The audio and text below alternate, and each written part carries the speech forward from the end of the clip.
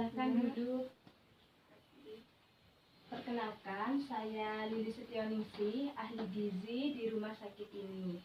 Bisa ada yang bisa saya bantu? Iya, begini. Saya apakah berat badan sama tinggi badan saya sudah ideal? Soalnya saya merasa kok saya masih kurus ya, Bu. Oh iya, sebentar ya. Ibu berat badannya berapa? Berat badan saya 40. Sebentar ya. Berat badan 40. Nah, terus tinggi badannya Tinggi berapa? badannya 153. 153. Sebentar ya.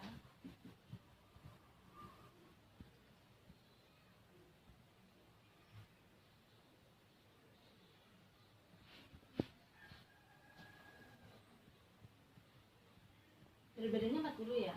Iya.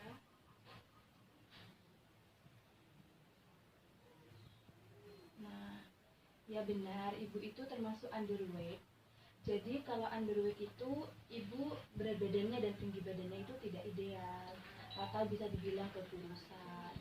Soalnya indeks massa tubuh ibu itu kurang dari normal, hanya 17,3. Kalau normalnya itu di atas 18 sampai 22 indeks massa tubuhnya.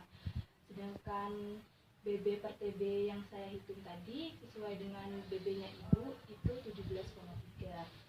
Jadi saya sarankan ibu itu mengkonsumsi makanan yang gizinya seimbang. Jadi gizi seimbang itu pada masa seperti umur berapa? Umur 18. Oh ya, termasuk remaja ya, Iya. masih remaja. Jadi remaja itu merupakan kelompok manusia yang berada di antara usia anak-anak dan dewasa. Ya, masa remaja. Jadi menurut pembagiannya kalau umur 18 yaitu termasuk remaja pertengahan. Kalau remaja awal itu antara umur 12 sampai 15 tahun. Kalau masa remaja pertengahan itu 15 sampai 18 tahun dan masa remaja akhir itu 18 sampai 21 tahun. Jadi ibu termasuk kategori remaja pertengahan ya. Jadi saya sarankan ibu mengkonsumsi gizi yang seimbang karena ibu termasuk gizi kurang, underweight.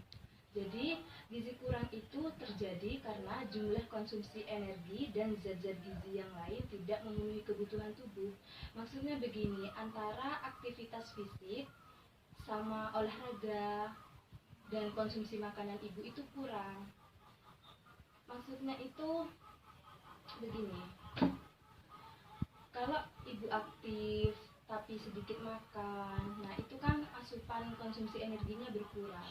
Jadi kebutuhan gizi anak remaja itu ada beberapa faktor yang perlu diperhatikan, terutama untuk yang gizi kurang itu energinya. Jadi energi itu untuk menentukan kebutuhan aktivitas fisik seperti olahraga, seperti itu. Jadi kalau remaja yang aktif dan banyak melakukan olahraga itu perlu mengkonsumsi energi yang lebih besar dibandingkan remaja yang kurang aktif.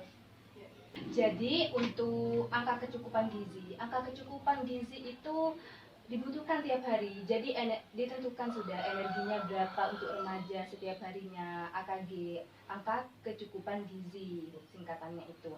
Jadi untuk anak remaja atau dewasa muda perempuan itu kebutuhan energinya 2000 sampai 2200 kilokalori. Nah, jadi sumber energi ini seperti karbohidrat, jadi yang berasal dari seperti beras, terigu, dan hasil olahannya. Hasil olahannya itu seperti mie, spaghetti, makaroni, umbi-umbian, ubi jalar dan singkong, jagung, gula, dan lain-lainnya itu termasuk sumber energi.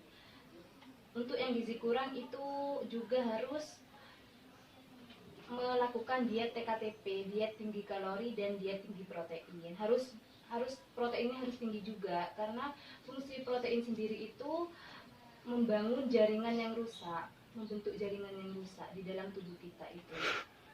Jadi untuk anak remaja yang kurang gizi, kebutuhan protein haruslah meningkat karena proses pertumbuhannya sangat cepat pada usia remaja itu.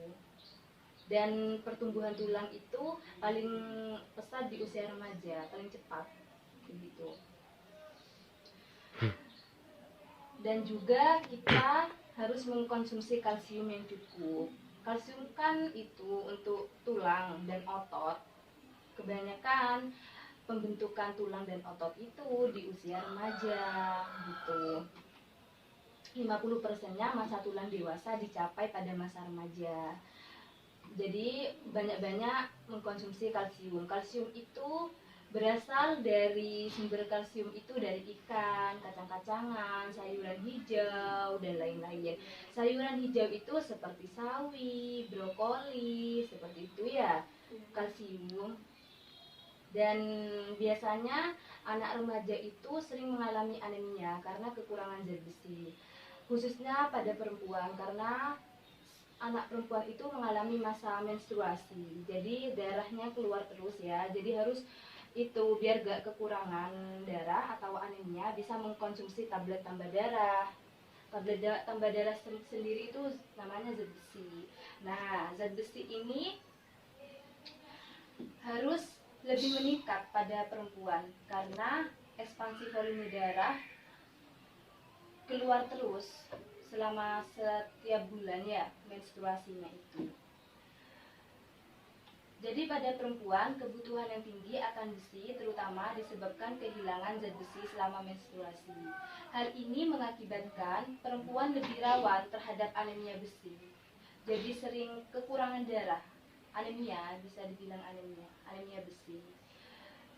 Biasanya anemia besi ini kalau remaja kebanyakan diderita oleh anak perempuan seperti itu. Dan juga mengkonsumsi seng atau zinc. Seng ini diperlukan untuk pertumbuhan serta kematangan seksual remaja, terutama untuk remaja laki-laki. Seperti itu. Dan juga mengkonsumsi vitamin. Fungsi vitamin kan cukup banyak ya, yaitu untuk berperan dalam metabolisme karbohidrat. Karbohidrat yang tadi itu yang sudah saya jelaskan seperti beras dan nasi. Nah, vitamin itu berperan dalam metabolismenya, jadi lebih bisa diserap oleh tubuh, membantu penyerapan karbohidrat itu. Seperti itu. Dan untuk vitamin D itu untuk tulang ya. Untuk vitamin A, C, dan E, selain untuk vitamin A itu untuk mata ya, baik juga untuk pembentukan dan penggantian sel di dalam tubuh kita. Jadi kesimpulannya, ibu ini gizi kurang ya, jadi harus mengkonsumsi makanan yang seimbang gizinya, terutama mengkonsumsi makanan yang tinggi energi dan tinggi protein. Untuk yang tinggi karbohidrat itu ya seperti beras itu ibu ya, terus kayak singkong seperti itu, kentang itu sumber karbohidrat. Untuk protein itu ya ikan seperti itu, kacang-kacangan tuh, mengkonsumsi seperti itu ya ibu. Terus vitamin itu membantu, zat besi terutama, soalnya ibu ini masa remaja, jadi mengeluarkan darah head selama menstruasi itu ya kan. Nah, harus mengkonsumsi tablet tambah darah. Nah, yaitu ya saran saya kepada ibu. Jadi seperti itu ya ibu. Apakah ibu sudah mengerti? Iya, saya sudah mengerti. Terima Nah, kasih ya ibu. iya, sama-sama.